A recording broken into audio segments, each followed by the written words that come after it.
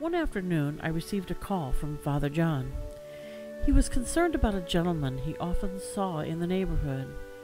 All that Father John really knew about Bear was that he lived above one of the neighborhood bars, was in poor health, and was a very nice man. "Bear is about my age," said Father John, who is 72. "This morning he said that if he had had all of his medications last night, he would have taken them to end it all. Can you help him?"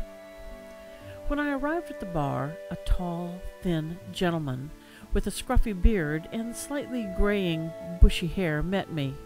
When I asked Bear, he smiled and said, "You called me by my nickname."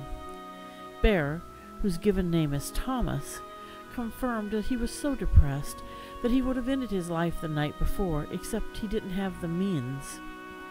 Bear was willing to go to the hospital.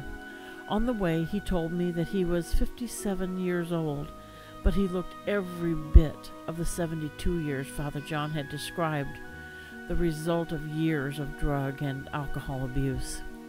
He also had heart disease. There was something special about this man that touched my heart and soul deeply. Why, I did not yet know.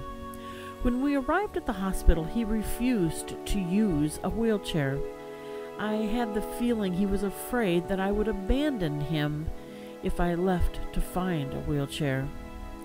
When we arrived at the emergency department triage desk, Bear said, I can't stand anymore. I'm going to fall." 2 women in the waiting room helped me hold him up while the receptionist got a wheelchair.